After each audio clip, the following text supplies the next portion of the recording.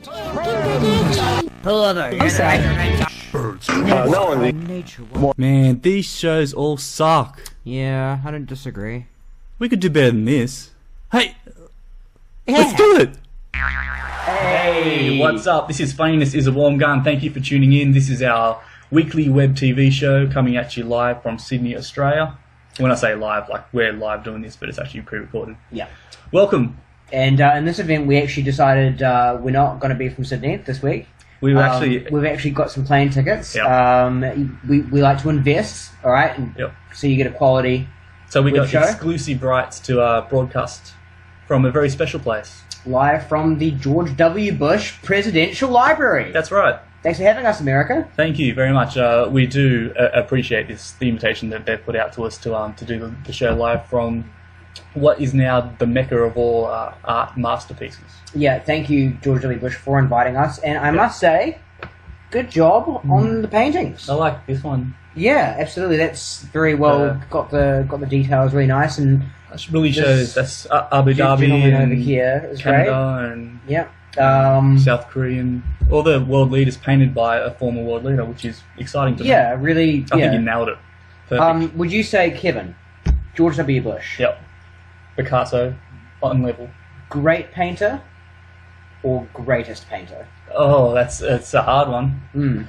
Just because I'm riding on the euphoria and the hype that is George W. Bush, I'm going to say the greatest. Greatest painter? Greatest. Do you think he is as good at painting as he was being President of the United States? I think whatever he does turns into gold. He's got a pretty flawless track record, let's be honest. He doesn't fail at anything, basically. Never. No. I think that's actually a direct quote from him. Yep. In all seriousness, he is a silly man.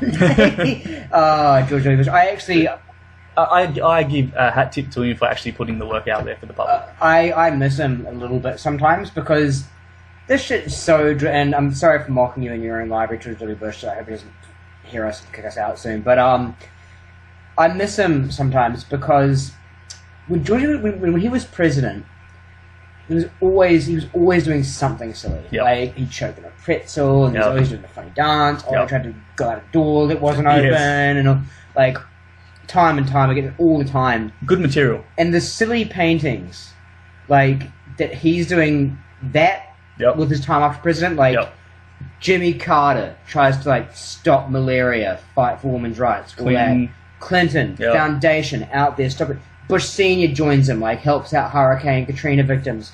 Bush paints the easel and the paints out. Paints himself naked in the bath, and then paints world leaders as well. It's a shame we couldn't have the Putin one up because there's none they have. Yeah. Did you see the Putin one? Yes, and also the John Howard, former PM of Australia. I think they're brilliant. You did? I think they're brilliant. I think there needs to be a reissue or an issue of postage stamps with these on. Oh, I'd buy them. Yeah, I'll start sending snail mail just to use those stamps. Yeah, what else could you release them as? Aprons. Yeah, it's a good idea. Coasters. Toasters? Coasters. So just like toasters with like the portraits as kind of patterns, like a kind of collage. I would buy a replica and just put them around. Just to be inspired, just looking around, just like George W. Do you know what the W stands for? I didn't know this. Walker. Rembrandt. George Rembrandt Bush. Is that spelled with a W? No. Rembrandt was a painter. Okay. Right. That was my attempt at humour. That's why you're the funny one. Oh, sorry. Because that's all I got. I don't know if we actually introduced ourselves, but did we? Yeah, I think you... Kevin and Matt. You definitely said you were Kevin. I'm not sure if I said I was Matt. There you go. We are, combined, we are FIAWG. Yeah. The Almighty, the Unstoppable, and the Unrelentless. So this is episode 6. So we've made it this far in leaps and bounds. And thanks for tuning in. Speaking of people tuning in, I think maybe we should do a bit of housekeeping. Yep, sure. Just go over the... So YouTube, I think we're just a little bit below where we were last week. Still with 3 digits though, so... Yeah, absolutely. Still in the hundreds. We're still advertising, so we're using a bit of money for that. And if, by the way, you're watching this through a YouTube clip, thanks for coming, ladies. Kevin was just telling me the most hits we got were from a demographic... 25 to 31-year-old females. Hey. So for you watching out there... I don't blame you. Hit us up. Yeah, absolutely. But if you're not a woman, you're also welcome to tune in. Yeah. Not as much eye candy for you. Unless you're a gay man, which we invite. Well, I invite. I'm not gay, but I take it as a compliment. Either way, anyone that is watching, we do appreciate if you stick with us because we got some funny things. We've got some borderline intellectual, what we think's intellectual, but might just be ridiculous. You know, we've got a few sponsors which are entertaining and keep the lights on. Roughly about an hour, so we've got about 55. Stay with us. Absolutely. And if you're following us on Twitter, it's at FIAWG. If they're following us, then they know. But if you're not following us, then follow us there. Speaking of getting more followers... If you're watching this, you are watching this right now, so like the video. And speaking of getting more followers... Yep. Me and Kevin have been doing some brainstorming. I come up with an idea that Kevin's quite for. So, at the moment, we're on 10 followers... 10? Somewhere on Twitter. Somewhere around there. Yep. And we're following 8, so at least we've got the ratio correct. You can go to our FAQ on our website to kind of find out what our policy is kind of there. But I've decided that what we should do is kind of a weekly thing. Because we need to boost our followers. 10 just isn't really going to cut it. No. We don't look, we have Good start. Gravitas if we've got that. Yep. That amount.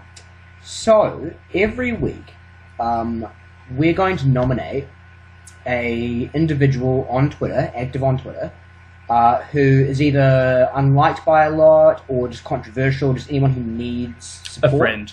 Yeah, needs a friend, needs an endorser Yep. of sorts, I suppose, an advocate. That's what we do.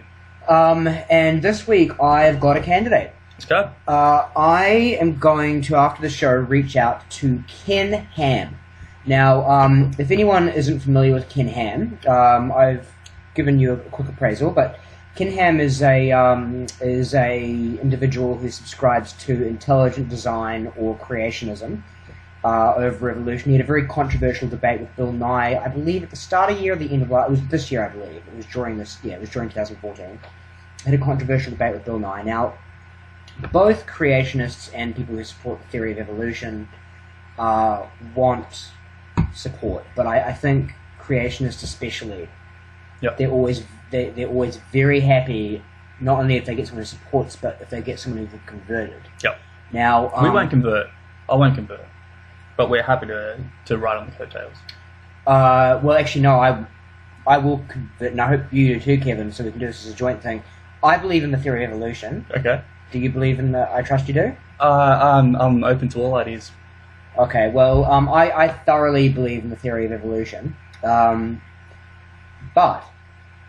if Ken Ham retweets a tweet from us, a tweet linking to one of our shows, hopefully this one, It could all change. like that, I would be happy to adopt the theory of creationism, intelligent design as my official stance. And quite frankly, I think it would be a fun position to have. Because, like, they think that man walked with dinosaurs. Yep. Back, like, several thousand years ago. Dinosaurs were around and people were around at the same time. Right. If you believe that, that would be cool. What a cool conversation, right? You just, like, go in the office and people think, oh, you know, pterodactyls and, you know, velociraptors and stuff. And you're like, oh, yeah, they're great.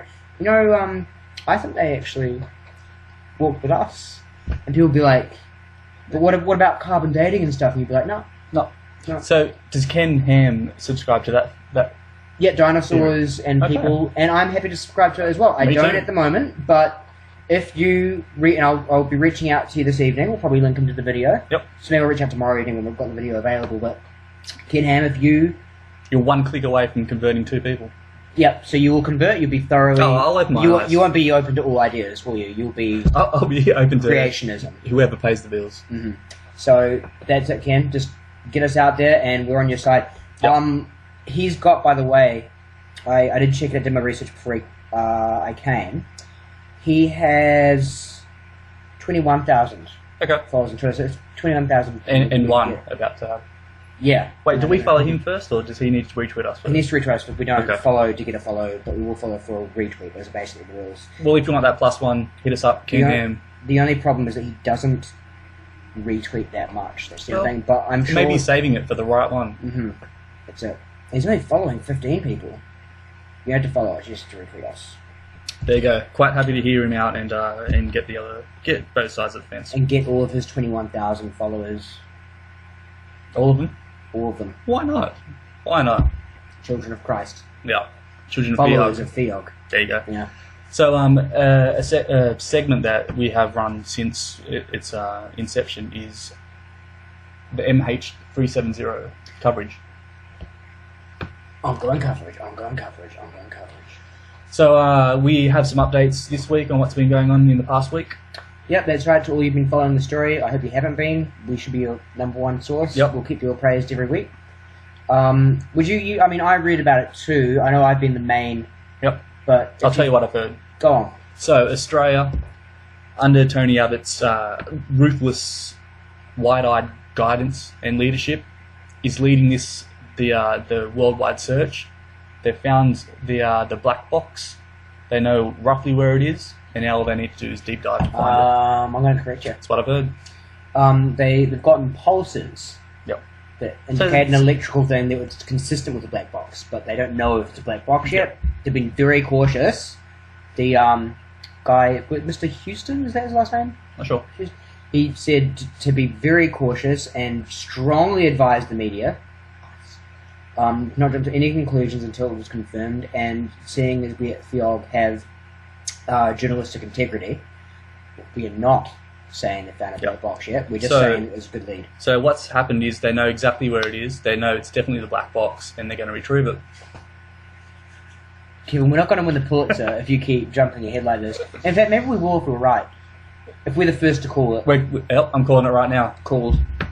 It's the 7th of the 4th, and Australia has found undeniable evidence of the MH370. Can we count this as our prediction for next week, or we have to make a new one at the end of the show? Yeah. Just because we're on a roll with this one, which we know is going to hit. We by the way, that's another segment, but we'll explain that segment when it comes up at the end of the show. But stay tuned for that one, guys. If you're playing at home towards the end of the episode, that's where you need to be to get the insight on that. There's no other updates on this. Like, we've just basically broken this story, so I think that should count as. Yeah, that's pretty much the gist of 370 for the week, I guess. So yeah, let's just scrap that. You're probably tired of hearing about it now, but we said we'd keep you updated, and every week so far since the story broke, we have been fulfilling our promise. So I hope you're all very impressed, and quite frankly, I think you should be. Hope you were informed as well as entertained. You're welcome, Ken Ham. Yep. Get at us. Let's go real quick to our first sponsor, just to get that out of the way, because they're good people. I want to get them up real close to the start of the show. Okay. All right. And then we'll be right back. We did have, sorry to interrupt your perfect segue there, but we did have sponsors last week that dropped us, unfortunately, again. I don't really want to talk about it. I don't want to mention who they are, but it's just that I feel like if we say, here's our sponsor, and people are like, hey, we are the people. 120 views wasn't enough for some people. They cut us out just because we couldn't deliver on 1 week. And we specifically told them just to write it out, and we'll keep on side, and then, it's going to snowball from there on. But they dropped us after 1 week, so. Yeah, but unfortunately our new sponsors, I think have much better production value. Yeah, definitely. So that's a bonus. So enjoy that, and we'll be right back. Find yourself constantly paranoid about your health? Yep. But you're afraid of going to the doctor and getting bad news. Yeah. Well, fear no longer, because now you have Clean Bill 6000. Oh. How do you feel? Well, you feel great. Go to Clean Bill 6000 today. Clean Bill 6000 is a self-diagnosing website. Oh. So you go to the website, but no matter what symptoms you put in, you'll always get a clean bill of health. How do you feel? Well, you feel great. Go to Clean Bill 6000 today. Chronic sweating? Yeah. Nausea and vomiting? Yeah. Breaking out in hives? Check. Rapid weight loss? Check. You're fine. Oh, lovely. How do you feel? Well, you feel great. Go to Clean Bill 6000 today. Clean Bill 6000. Go to cleanbill6000.com today. Back. What a fucking awesome sponsor that was. Glad to have them on board. Yeah. What a great product as well. Yeah, absolutely. Useful, necessary, and relevant. And reassuring. Yep. For anybody that needs that in their life, it's right there. It's a few clicks away. Yep. So the next thing that I want to talk about is something that I've seen, which is a bit techie, but it's also very relevant. It goes into like privacy laws and stuff. It's from Australia. Okay. So basically what it is there's they're called the Department of Immigration and Border Protection. So it's basically it's a government body that looks at people who come from across the sea, make sure their visas are all on point, and if they're not, they do whatever, send them back or whatever. Okay, all right. So that's their stand, and it is it's publicly funded. Mm-hmm. So we gave the taxpayers. Let's assume we're both taxpayers. Gave $4 million for this body to be set up. Basically, what they do is they a wing of it. They monitor social media, basically just to see the trends. So when they announce a new policy, they see people liking it or they're not liking it, whatever. Nothing new. Like everyone does that.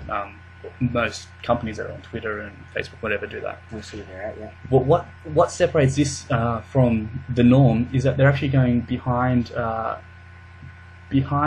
public Facebooks. So they're going to people who have private Facebook accounts, and they're monitoring their reactions and their moods. To the immigration department, or just the immigration department? So it's not. So there's the government, right, and then there's the body, which is the immigration department, whatever. Yeah. But then there's a wing that monitors social media for insights and analysis, and then they give that to whoever's relevant. Yeah. So these people, if they announce like a new law proposal or whatever, then they go on there and say, oh, well, people are reacting this way to it. They give it to those people. Yeah, so they're monitoring people on Facebook to see how they're responding to the policies they're setting. Exactly. Yeah, okay. So the latest thing that they found is some lady who works for 2SER Community Radio. She has like a legal show or whatever.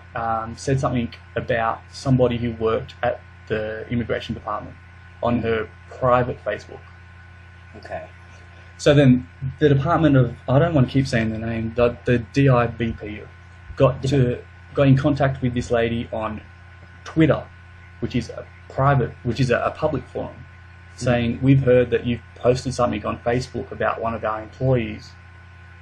Please take it down, or we'll seek further action. Okay, so let's just rewind. It wasn't libel. It was just like, it wasn't like such and such fucks donkeys or anything like that. What did she say? That wasn't made public. We don't know what that post was. But this is like the gist of it. The summary is somebody's posted something on a private Facebook wall or something. So only the people who are in her circle or friends or whatever can see it. Yeah. The department, a government body has gone into this private forum and then brought that into the public forum, which is Twitter, saying, we know you did this in a private setting, we want you to delete it. So basically they're censoring what should be freedom of type or whatever you want to call it. Her Facebook wall is definitely set to private, right? Okay. That's why we haven't seen it. We haven't seen the post, we don't know what it is. But they're basically told to take it down or we'll seek further action. And did you mention... They said they shouldn't have posted on Twitter. I'm just trying to get as much... That blows my mind. Why would they do that? Yeah, I'm just trying to get as much background as possible. So, they've deleted the post. Did she personally... Okay, well, good. Did she personally mention the name of the person? Showing that they were in the wrong. Yeah, I assume so. It says... I'll tell you exactly what it says. It says... If they got in touch with her privately and asked her to take it down, I'm not sure I'd be against that, because if she's personally mentioning... But so someone... It's not that private. Like, but she has an opinion, and it's still private. Her Facebook's private. Like, nobody private, should be so only 500, 600, 700 people can see it. Who knows? And that's the thing. I don't know how many friends she has, but if she mentioned an actual name of an employee, and then the Twitter thing isn't on. If they privately got in touch with her and said, we request you take this down because this is libelous. I think it's crazy. I'm not even saying I'd be for it, but it would be more grey there for me. But see, so there's a loophole, there's a little roundabout in the T's and C's where if you sign up to Facebook, the government bodies can look into your shit. That's what gets me. I certainly don't agree with that. So this is the tweet they sent out to her. Her name. It's come to our attention that a Facebook post on your wall contains an offensive remark directed at a staff member. The second tweet. If you do not remove this Facebook post with immediate effect, we will consider our options further. I'm actually quite impressed that they managed to fit that into 140 characters. That sounds like a long sentence. It's over 2 tweets. So both were well. Yeah, that's about 280 characters. I'm surprised that they managed to include both of those sentences. It blows my mind that they know that they've posted this on a public forum and that they're posting information about what they saw behind a private forum. Yeah, absolutely blows my mind why they would do that. It is it's not on. It's not on. That's lunacy. The government should not be able to mean tweet you or stern tweet. They shouldn't be snooping and shit like that. Like, I don't know. Can we turn that into a... Sorry to interrupt, but can we turn that into a hashtag kind of trend? Yep. Stern tweet. Stern tweet. Tell it like it is. Yeah. I don't object to them accessing data, picking out keywords and putting them into positive, neutral, negative, whatever. No names attached and whatever. But when you start to like cherry pick a tweet, post, and then say this is the person, publicly outs them on it, that's crazy. No one sign up for that shit. FIAWG objects to DIBP's relentless hounding of private citizens and sternly demand that they cease their actions immediately. Stern tweet. Yep. That should stop it. Let me just tell you something else, which actually made me laugh. These guys, I forget where it was too, but they sent out a tweet and they had a function room set up somewhere. Like this argument's sake, it was Adelaide. So their tweet was, "Have you overstayed your visa? Come to this address and we'll talk to you about your options." That's crazy, as if like it's a trap, basically.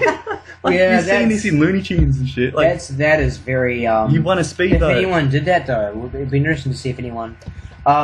Did you ever see? It never went crazy viral, but the comedian's gotten more popular since it originally came out. The original skits, probably like almost 10 years ago. The Amazing Racist. No. You see that? No. Comedian called Ari Shaffir, who I'm going to quick shout out. He's got this thing. I don't know how set up it is. I've got a feeling that maybe some of it's set up, some of it's not. Kind of like LEG or Borat, right. Kind of hybrid. Yep. But The Amazing Racist, he basically every week goes to, he targets maybe Jews or Muslims or whatever, like a race, and just goes around saying and doing incredibly racist things. And he's got one where it's American, so he picks up a bunch of Mexicans, like, pick up like, "Hey, I've got a fence to build, can't sort this out." Yep. And they're like, "Oh yes," and they get on the back, and he just drives them straight to the Department of Information. Really bad. If that's real, then I don't know if I should really be shouting it out, because it's not cool. But he's like a bounty hunter. Yeah, I don't know. I guess like there's no way that it's not cool to do. Yeah, there's no way the Department of Immigration would have actually deported them just from being like ran up in a truck or whatever. So I don't know. Maybe it is still funny if it is real, but if it was set up, it's definitely very funny. And if it's real, it's kind of like don't want to think it's funny, but it still kind of feels funny in like a kind of cringy way. I recommend checking out Amazing Racist. I think it's fun. For what it is, it'll give you a laugh. So just the takeaway from this is, if you're on Facebook, your shit ain't safe. Yeah. It ain't safe no more. If you'd like to add me on Facebook, it's Matt Orchard. There is no Kevin Grayberg, because of pretty much what was just stated. But we're both on Twitter. Both on Twitter. Google Plus. My friend. Any of the I'd have no. If you're putting out something that's public, I've got no issue with that. But when it's the facade that it's private and it ain't fucking private, that's tricking people. They just all right. That's that. All right. That's that. The next thing we want to talk about is something that's close and dear to both our hearts. So, David Letterman. Yeah. Well, yeah, he quit. Yep. Or he's retiring. Quit and not. He's announced his retirement. Yeah, 2015. Good on him. Yeah, and I think probably my favourite of the Late Show hosts, if you don't count Jon Stewart, who I've tapped as I think he could be the replacement. I don't know if Jon Stewart... He won't fit in. He won't fit on that. And I'm not sure he really would want to leave The Daily Show, quite frankly. Apparently, though, did you see Stephen Colbert? He apparently, according to an actual insider, is at the top of the list. That would be interesting. It's totally different. Well, if it is, they would have to change the format dramatically. Oh, he would have to totally change his format because he pretends he plays a character. You couldn't do that with Late Night. Exactly. But Stephen Colbert, the man, not the character, is still very funny. I think he could do a good job. But again, would he want to? Maybe not. I don't know. Apparently, I was actually quite surprised to see this. After I predicted that it would be Jon Stewart, I read an article where they were going over the candidates, and apparently Jon Stewart would have to take a pay cut or potentially take a pay cut, which I was really surprised by because Jon Stewart's on cable, and I thought pretty much across the board, cable got paid less than network. But apparently $30 million Jon Stewart's net makes him one of the highest paid presenters. Is that a daily show? The Daily Show, but it's annual pay, obviously. But is there 5 episodes a week? 5 a week, yeah. Okay. Interesting. Oh, actually, I think there's 4. Okay. I think there's more security if you've got the Late Show or the Late Show or whatever. It's basically once you're in that role, unless you're... In Jon Stewart's position, though, he would have a lot of security as well. I don't think they want to replace him until he has to go. It'd be a big risk on their part. I'm just trying to think now. I don't even know who I put. Maybe some new fresh face or something. Yeah, fresh face would be one way to go, kind of an unknown or relatively unknown. Although one person I saw nominated, who I didn't even think about, but is actually seems to make sense to me. Maybe you'll hate this idea. Ellen DeGeneres. Yeah, I'll do that. But again, I don't think she'll fit that format because her show is dancing and it's afternoon. But I mean, she won't change the Oscars is in the evening. She'd do a good job at that. Yeah, I think it takes a certain kind of person to do that kind of show. I don't really love Ellen DeGeneres. I think she's good at what she does. It's not my style of humour. I wouldn't tune in if it was Ellen DeGeneres. But I'll watch Ellen. I'll put it out there. If I was a network kid, though, and I wanted to make money and I wanted someone who suited the kind of the format, I think Ellen DeGeneres would be a good candidate. Think about it like this. Ellen's fan base or demographic, whatever, is mums, young mums. They will follow her. But they're not going to stay up to watch it. Not for Ellen. The lesbians will stay up. Yep. If you're a lesbian, hit us up. Yeah. Just put it out there because it's funny. So that's that. There's also... It's funny to me. Yeah, alright. I see the humour in it, I guess. Again, that's why I'm not the funny one. And I'm not, by the way, I'm not the funny one either because I don't like sounding like we're a boy band. Yeah. What are you, Kevin? Good thoughtful one. What did you put in our profiles? Insightful or something. Can you take that off? Not the profile, but can you take out the funny one thing? What's your have a moment? What do you? Well, you can say I'm a comedian. I just don't like you saying I'm the funny one. Or about the comical one. No, I don't. It's better, but I prefer Matt as a stand-up comedian. Yeah, okay, we'll work on that. But just while we're on that as well, we shouted out dictionary.com about comical or comedical. They didn't get back to us. The week before we shouted them out, they didn't get back to us, so let's drop them. We can drop them? Drop them. Dictionary.com. Let's actually just rehash. Let's just quickly rehash the rules, because you can check out the FAQ, but just so you know where we're coming from. So, just a quick rehash, because we did kind of go over this last week. Real quick, because I want to say something more about this, the Late Show. Okay, cool. So, if you follow us, we won't just follow you back automatically. We definitely won't follow you to get a follow. On Twitter. In that order, absolutely not. If you mention us and interact with us, again, we might, but that's not a guarantee. We have to, you know, case by case. But if you retweet us to your friends, and if you retweet with a link to the show, I think that should, retweet a tweet that has a link to the show. Yep. We'll add that as a requirement. Yep. Then that is a guaranteed follow. Yep. Unless, of course, we make a agreement like with Ken Ham. Or like with the election, we've offered... I'm just writing notes myself, so I remember. Oh, okay, right. We've offered political endorsements to both Tony Abbott and Bill Shorten. If we specifically reach out to you on different conditions, like retweet us and we'll then we'll barter something else, alright? But aside from we get in contact with you, then we will not trade a follow. This has been the longest, shortest explanation I've ever heard. Yeah, I'm sorry. It's kind of complicated. Just check out the FAQ. There you go. Check out the FAQ. And so... Sorry. Go on, Late Show. The wonders of the internet. Just check out... We'll just write our thoughts down, just go read them. On a parallel, there's a Australian primetime panel show. The Panel. Is it The Panel? I've heard of it. What's it called? The Project. The 8 7 p.m. project. The 4? Yeah. Anyway, the main dude from it, Charlie Pinky Ring, has announced his retirement. Oh, that's tragic. Just I don't really care. Oh. Okay. It's like a Channel 10 kind of opinion thing, where they just take the public opinion and pretend it's their opinion. So it doesn't affect me much, but I just think it's funny timing that day after Letterman. One other candidate before we move on. Yep, please. Tina Fey? Yeah, there you go. You reckon? Tina Fey, though, going up against Fallon. I'd love it. Oh, Tina Fey... Oh, wait, no. I thought they had the same initials for a moment. It was Jimmy Fallon. Yeah. JF and TF. But that'll be great. And Conan as well. It's like an SNL thing. Let's say, is Tina Fey on Twitter? I'd say so, yeah. Well, I was going to say if you retweet us, we'll give you the official endorsement. But, one person a week, so... Who was your pick? Jon Stewart? I thought Jon Stewart... I don't know if I want it to happen, because I think he's probably suited to The Daily Show, but he seems like a good ear. He is kind of like... Remember Magic Johnson had to talk to her? No. That was something. Like a flash in the pan. Was it any good? I mean, sometimes good shows get cancelled, so maybe it was good. I think it was like a feel-good kind of Ellen kind of time slot show. What about Tom Green? Tom Green. Hell yeah. No, that's not going to happen. Tom Green show, that song. I just picked Jon Stewart basically before we move on again. Sorry. We got time. Before we move on, just my reasoning behind Jon Stewart is that he seems like the most popular, and I would assume most desired late show person who isn't actually already on a network late show. He's on cable, so I just thought he was the most logical choice. Yeah, like my thought on that is that Letterman is it's no backstep or disrespect, but he's not opinionated when he's interviewing somebody. Yeah, and it takes a certain kind of person to be everybody's friend and like get the best out of them, get the relevant info out of them. I don't think somebody that has an agenda or a strong opinion can really do that. Well, that's a perfect note to follow on to the next subject that we had planned, Mozilla. Yep.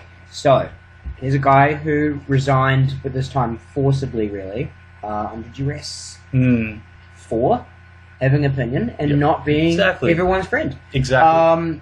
What a segue. Now, Roll with it. Thank you. Preach.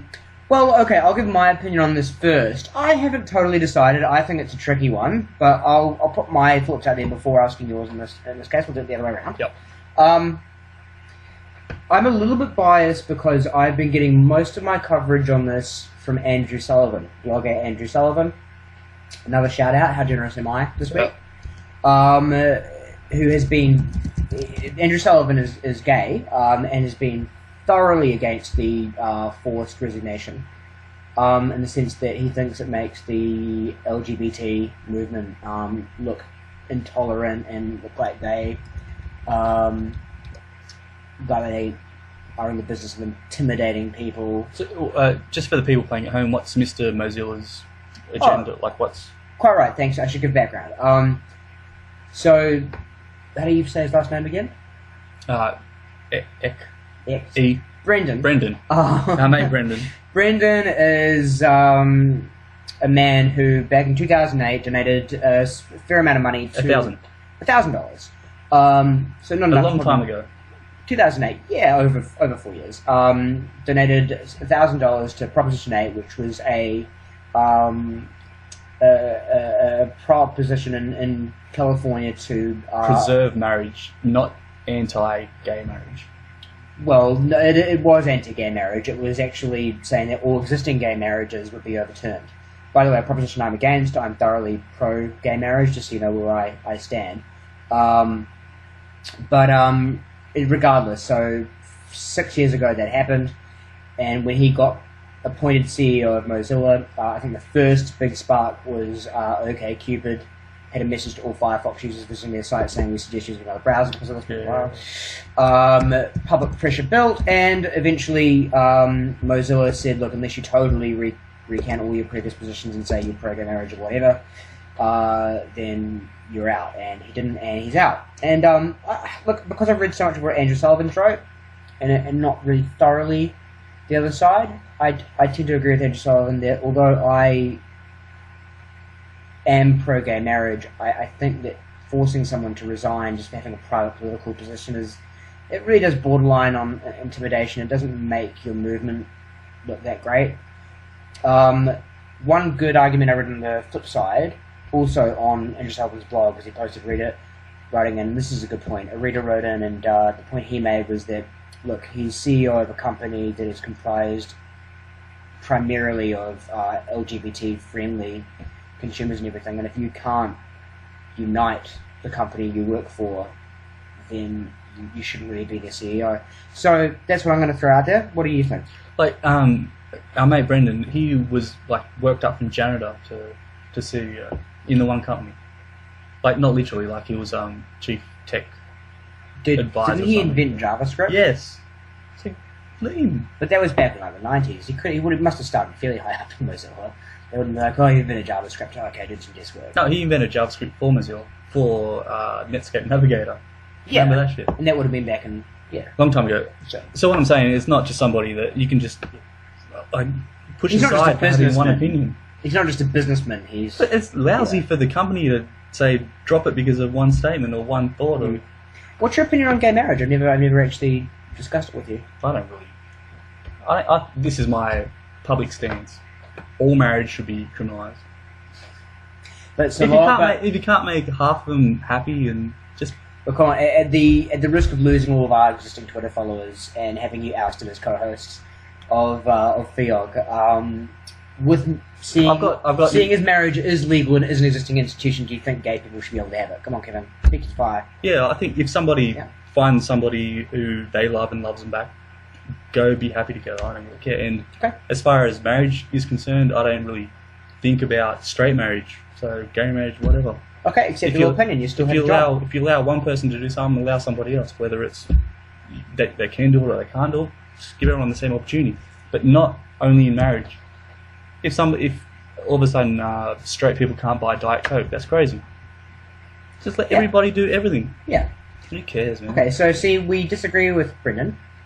I don't disagree. We think he should keep his job. I totally agree that if that's his opinion, it's just as valid as somebody who thinks on the other side of the fence. Sure. So what I would have absolutely been appalled is if he changed his opinion just to keep the job. That would have fucked. It's only here's an argument from the other side though. It's only as valid as any other opinion, so long as like 30 or 40% of the country agrees with you. If you think that blacks and whites shouldn't be able to marry, that's not really as legitimate as the opposite opinion, is it? But if that's your opinion, it's valid. You don't have to agree with it. We discussed this briefly last week. We said that with Private Church with Justice. You're right. It's getting down the wrong way. I swallowed some of my saliva. It went down the wrong way. So yeah, we did discuss this. That one person's opinion is just as valid as somebody else. Doesn't matter who they are, what their thoughts, or where they're from. And you extended that to 2 + 2 = 4, or 2 + 2 = 5. Sorry, it would be like as valid as. And I wasn't quite so sure that I could really go that far. But I haven't actually done the backup research on that. I don't know if there's actually a philosophical position out there saying that math might not be addictive. So I guess we'll have to revisit that. I think next week. It's a long topic, but I think everything is absolutely what you think it is. Speaking of long topics, how are we tracking for time? Because we're about halfway through. I think we might have had too many topics this week. Oh, we're going good. Oh, we're going okay. Yeah. Bearing in mind. So that's Brendan. I want to know what he's doing next. The guy who made JavaScript and ran Netscape Navigator into like the prime time and then worked his way up to CEO. I'm sure he's not just to get ousted with one. I'm sure he's not going to have trouble finding another job. Put it that way. He's very qualified. He won't at all. This is what I really think the underlying problem is that Mozilla, like they make the Firefox, for people who don't know what we're talking about, Mozilla make Firefox one of the internet browsers. Probably third most popular. Maybe second. I guess because people have iOS Internet Explorer and iOS already installed. Whatever it's called. What's your iOS browser? Safari. So, but my point is that it is. So the number one is Google Chrome, where Google, they're open about accepting everybody and trying to make a community which is worldwide. So I think from the stance that Firefox are like, well, we've just alienated a segment no matter how big or small. I think that's what the problem was. Another thing, actually, speaking of that, about Brendan, he did put out a statement unequivocally saying that he had nothing but respect for people with alternative lifestyles or whatever, and he was more than happy to work with that. You know, I mean, I really think it was poor form to... I think if that's his belief, I don't give a fuck. Don't go after him, go after the people who collect the money and do that. If you really have a problem with that, go with the people that are forefront, not the people that just give him a few dollars. I mean, look, given that aside from his private donation, he was not outspoken, not even outspokenly on the other side. He was just my private belief and everything else. I think it was. And really, at the end of the day, who looks to a coding geek, or I don't want to disrespect him, but who looks to somebody like that as a role model? Right? Yeah. No one. Come on. Let him. Cares. You're not Batman. Where's he from? You know, what kind of area? What you mean, like in the country? Yeah, what I'm getting at is, I'm pretty sure I assume that he's from somewhere where it's not that, taboo to think those things. Do you know he's religious and he's a Mormon, or? No. Mormons hate gay marriage. What's with that? I mean, I know a lot of religious people do, but something about the Mormons, man, they just fucking can't stand it. I mean, they really hate it. I'd like to know why. I don't know. I mean, maybe it's like because I think you should be able to have 5 wives. Like, not only do you not have 5 wives, but you've got a husband. It's weird. That's way too far. Like, maybe that's the reason. I don't know. But yeah, Mormons just have a fucking fetish, an anti-fetish about it. It must be a religious thing, not a... I'm sure it's religious, but it's just funny that, like, I mean, Catholics and, like, Protestants don't like it either. But they're not... Or Westboro Baptists. About it. But they're not crazy about it. Like, it's not they're, like, always in the top 3 issues every goddamn year. Really? Weird Mormons, man. They really just don't like gay people. They say they do, but they say that they don't mind just the marriage thing, but they don't like gay people at all. I think it's quite obvious whenever you hear about them. Yeah. Any Mormons watching? Follow us on Twitter. Let us know. Like, let us know what you think. Yeah. It doesn't need to be like a backward and forward. Just let us know so we get educated. Yeah. Let's keep this. So that's that. There's no real... That's it. We pretty much agree that they shouldn't have fired him. Yeah. And I don't know if we agree or not, but I respect the fact he didn't change his opinion. I think that does show integrity, that he was like, no, I'm not going to change my opinion and save my job. Right or wrong or whatever, self-conviction. Absolutely, yeah. I think that no matter what side you stand on, that shows personal integrity. Yep. So, there you go. All good things, Brendan. All good things. So the next topic that is in the news that we both came across, and the Obama selfie. Yeah. Yeah. With David Ortiz. David Ortiz is a basketball player, right? Baseball. Sorry, I don't follow sports. I just follow. One of the he he's a batter. He connects with something that's gone. Yeah. He's also a douchebag, apparently. So what happened? It's self-confessed. David Ortiz, that's how you pronounce it? Big Papi. Gets to meet the President of the United States. By the way, thanks, George. Yeah. For having us. We'd never do anything like this to George. We'd never do this to Obama if we got to meet him. So, or if he shared some of his artwork with us. Yeah, so not only is he lucky enough to meet the leader of the free world, President's happy to also take a selfie with him. Nice of Obama. Very nice. He's a man of the people. Turns out he's getting money in the back pocket from Samsung. And it's a publicity stunt. And he's using the President without the President's knowing, to promote Samsung smartphones. Yeah. What a dick. That's not cool. I'd be pissed off if someone did that to me, let alone if I was President of the United States. Yeah. What a position to put him in. Can I just bring a little bit of reality clarity to this? Mm-hmm. So Ortiz is sponsored by Samsung. Like it's not a secret. He took a selfie of himself with Obama with a Samsung phone. So obviously, like, Obama knew what was going on. And by the way, we talked about this last week. Why? Oh, you're taking a picture of okay, alright. So it's obviously a promotion. That's not the important point of what I'm trying to say. Okay, we talked last week about Obama is moving to Android, so it shouldn't be that much of a problem. But Ortiz is sponsored by Samsung. He tweeted or Instagrammed or something, selfie with Obama. Mm-hmm. That's all he did. Samsung retweeted that, and that's where the problems began. No, I'm pretty sure that Samsung had prearranged for him to do it. Yeah, they might have. But... Well, I thought that was confirmed, because like the press secretary came out today and said Obama did not know that it was a promotion for... It would be nothing wrong with Samsung retweeting it as a private tweet and going, oh, it's sweet, our phone was used. Awesome, I think that's what happened.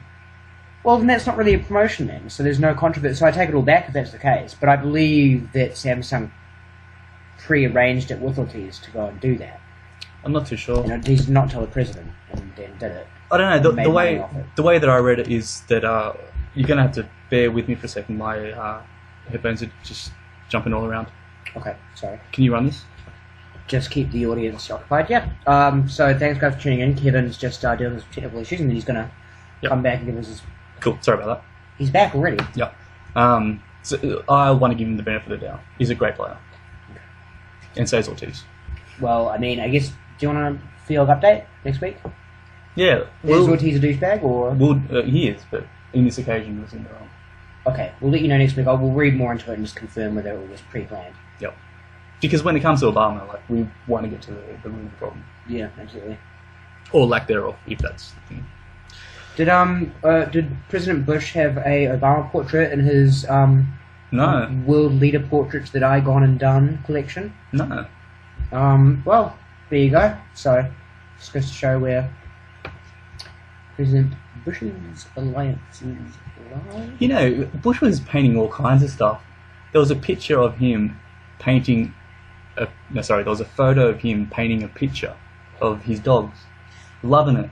I saw something on the web, and I was browsing at work, and phone calls dropped through, so I didn't get a chance to thoroughly investigate it. But you know those pictures that came out from Abu Ghraib of like people like holding dogs on leashes, like barking at prisoners and things like that? Yeah. Apparently he made some paintings of that. He did, yeah. That he did? That's inappropriate. Like his administration oversaw that. That is dark. I don't want to say 100% that he did, but I saw something similar and skimmed over it. FIAWG update next week, because that's fucked if he did that. I mean, thanks for hosting us, man. But on this, can I just run on a tangent here? Something that I saw. You know Banksy, the street artist stuff. or whatever. Yeah, very cool. So he tagged a few buildings, like he stencil bombed them. He's like a modern day street graffiti artist who's accepted when he does graffiti. Satirical artists. Yeah. So he tagged the side of this building, a couple of them actually. I think there was 2 or 3, and then the building's like, oh, we love it, like, he's a famous dude now, he's on our building. So they let it slide. Somebody else comes around, like, a year later, whatever, and paints over it. Like, just like, you know, demolishes it with paint. And that dude gets arrested, and, like, Banksy gets praised for, like, Well, it's definitely a double standard, but it's also a double standard that, unfortunately... You know, you kind of understand Banksy is like a genius. This guy is just a graffiti artist. Yeah. If you don't want to go to prison, you make your shit really good. You know, but I just think it is a double standard. Like, that somebody can do something, someone does exactly the same thing, but because something's art and something's not. Like, you know, the funny thing about George Bush's paintings, that one of Jay Leno, yeah, that's the one I'm talking about. Is fucked up. If he actually did that is weird. No, I don't think it is. It's like a question mark. Like, did he paint this? Yeah, well, FIAWG update this week. But, he did a decent Leno, is that what you're about to say? Yeah, the Leno's decent. Yeah. It's not great. Like, it's still kind of funny, but it's not horrible like the Putin one. And the dog one's okay, too. Yeah. Like, it's kind of funny. Some of them aren't actually that bad. Yeah. But, if you think about it this way, if that's the way that he sees them, then it's a good painting. We shouldn't comment about what's on the screen until we can, at another date, actually have the stuff we're watching on the screen come up on the screen. Yeah. Because that's bad to you, the viewer. Sorry. But who's to say he didn't paint exactly what he saw and his visions and stuff a little? The clouds in it? It can't be real. It can't be real if the clouds are in it. That's just... We'll see, though. FIAWG update next week. I'll go check out the legitimacy of those ones. I feel honoured to be able to broadcast from his own national thanks for library. having us, bro. Yeah. Cheers. Like, we'll talk after about if you did those fucked up ones, but if you didn't, then that's sweet. And he did extend his hand of friendship, gave us sandwiches and... Great president or greatest president? Just a great guy overall. Yeah. Great guy. Thanks to W. Bush. We're running tight on time. We've got to get an ad up. We've got to get some sponsor money. So let's do that real quick. Let's not beat around the bush and get into it. Yeah, enjoy a message from our sponsors. Man, What's up? do you like rap music? Oh, yeah. Do you find sometimes the violent and negative messages in rap music get you in a bad mood? Angry, Straight up, day? G. Well, fear no longer. Huh? Because now you have What you got? Rap Adapter 6000. Rap Adapter 6000 is a program that goes through all your rap music. It puts positive messages throughout it. Yeah. So now, next time you're listening to your rap music, you get some positive messages with it too. Oh, that's jiggy, man. Dangerous motherfucker racing hell. And if I ever get caught, I make bail. See, I don't give a fuck. That's the problem. You are awesome. I see a motherfucking cop, I don't dodge him, but I'm smart. Everybody loves you, and your life has purpose. Lay low, breathe a while, and when I see the punk pass, I smile. You are a gift to this world. To me, it's kind of funny. The attitude There you have it. Yeah. Rap Adapter 6000. Fresh. All you need to be positive throughout your day while still listening to your rap music. Yeah. Visit rapadapter6000.com today. Yeah. And we're back. Oh, we're back. Hey. What's up? Now, speaking of FIAWG... Thanks to those sponsored people. Yeah, they're great. Yeah. Now, speaking of FIAWG update, we have an update from a story from 2 or 3 episodes ago. Last episode? No, 2 episodes ago. Yeah. Beg my pardon. So... Pardon. Thank you. Excused. Forgiven. This is about the NBA, the National Basketball League, sponsorships. So, just a quick rehash. David Stern has been the CEO, like the main guy of... not the CEO, sorry, the commissioner of the NBA, leading things, and he's recently been replaced by a guy called Adam Silver. Adam Silver's just, like, made himself known by changing everything around. First thing he did was get basketball players to start wearing long sleeve or short sleeve shirts instead of the singlets. And then he flipped that around a few months later and said, well, now we've got all this space, we can put sponsors on them. Not a fan. I put my opinion out there, and I think he heard it, and he's not reversed the decision, but reconsidered the decision. Okay. So this is great, and I love this idea. What they're going to do is have like virtual sponsors. Basically, if you buy merchandise or you're sitting at the game, you're going to see like blank. Like you'll see the team, the number, the player name as normal. But what they're going to do is superimpose on the TV images dynamic sponsors. So as they're running around, they'll have something that looks real and it just moves with the shirt. Let me tell you why I think this is great. See, I think it's arguably worse. TV is an advertised... the whole medium is based on people paying, like sponsors paying. It'd be like an advertisement, like an actual kind of like film advertisement. No, running logos. Okay. So like I've got the Reebok logo. Yeah. In real life you wouldn't see that, but it'll be just as clear as this on Vision. Yeah, I guess it's fine. Let me tell you why I think this is absolutely dope. So let's say someone, Kevin Durant, he's just beaten Michael Jordan's record of scoring over 25 points in 41 consecutive games. Wow. So right now he's the man. So what they can do now is say, this guy is hot, everyone's looking at him, this is the price for the ad. I don't have to print new jerseys or anything, just like... But not only that, so they're like, next week, who wants this spot? And they're like, I'll give you this much, I'll give you this much. Yeah, okay. That's dope. That is very clever, yeah. Yeah. Alright, so you now like Adam Silver and you think he's the best thing since sliced bread? Yep. Okay. Adam Silver, everything that I said, I do apologise. I didn't see the vision that you saw, but now that I think we're walking the same path, you have nothing but my praises. I think it's great, man. When they start doing stuff like that, what I absolutely love is it's not going to take anything away from somebody who's paid a ticket to sit in the seat. They don't need to be bombarded with ads. And that's like, the cool thing about that is now it's like paying for a subscription to a website. It's like you can not pay and have a lot of ads, or you can pay and you get bonus features plus you have to put up the ads. It's like we're extending this now to kind of live venues for sports and everything like that. It's yeah, it's a cool positive development. You know what else is very 21st totally century. dope is so they're playing the ad in America, they're playing it in Australia, they're playing it in Mexico. Mm-hmm. They could have 3 different sets of sponsors.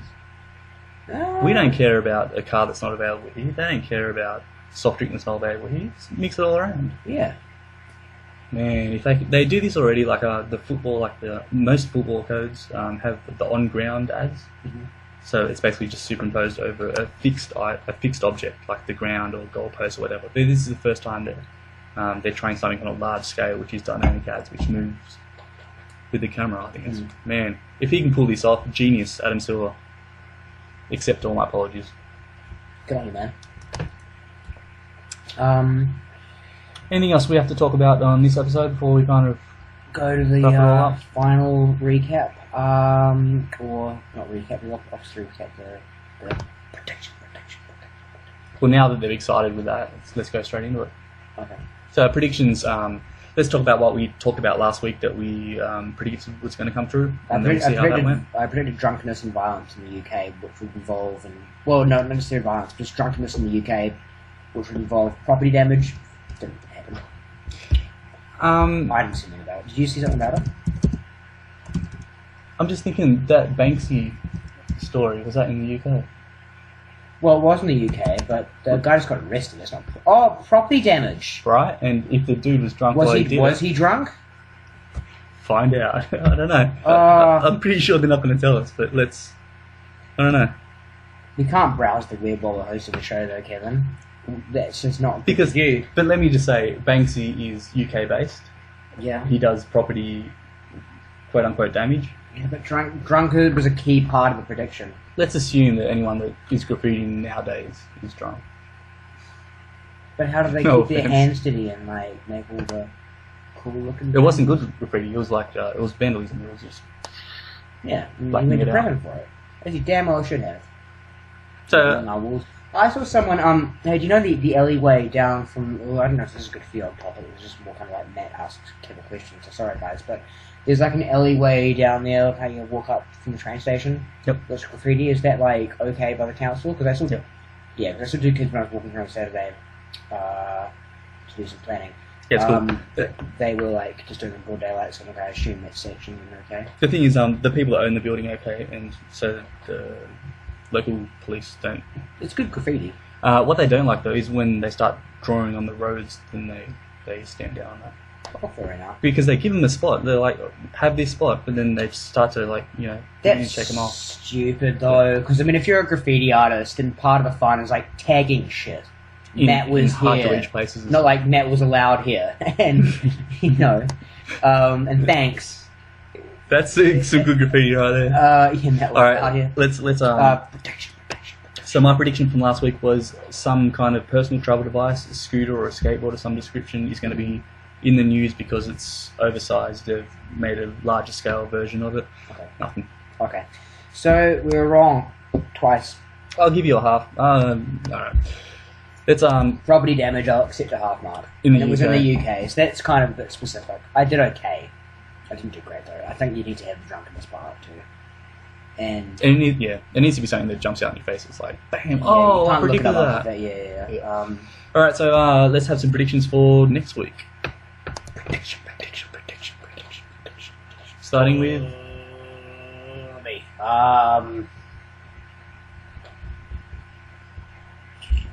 How do you think it's going to play out? When you get a newspaper front page, it says wine shortages. A shortage of wine somewhere. Wow. Or an issue. Like like fruit flies attack vineyards and... Yeah, it could be like a global warming thing, like, oh shit, this area is not going to produce anything for this vintage. Okay. Something like that. Okay. I've got something like a one-man watercraft, like a kayak or a canoe or something, in an odd place. It's ended up somewhere that's not buoyant in water. Okay, so it's some kind of water travel device that runs up in an odd place. Okay. Yep. Alright. I think those are good predictions. So let's see what happens there. We've got 3 minutes left. Actually, we probably don't. Yeah. We've probably got about... Let's 2 minutes. Let's sign off. I would like to say personally and on behalf of FIAWG that we appreciate your viewage. Mm-hmm. Right to the end. They're the ladies. Anyone between 25 and 31 female. We know you're watching. Matt's available. Are you available? Depends what they look like. I don't have a girlfriend, but I do know a girl who'd be really mad if she heard me say that. It's a much bigger joke. Thank you to everybody for watching. Get out to stay in contact via Twitter, Google+, iTunes, subscription. Yep, I put that shit up there. YouTube, subscribe, like us, give us a shout out to your friends, we'll give you a shout out back. Whatever avenue you're on, let us be there with you, and FIAWG. Stay tuned in for next week's. 2014 and forever. Ah! Ow!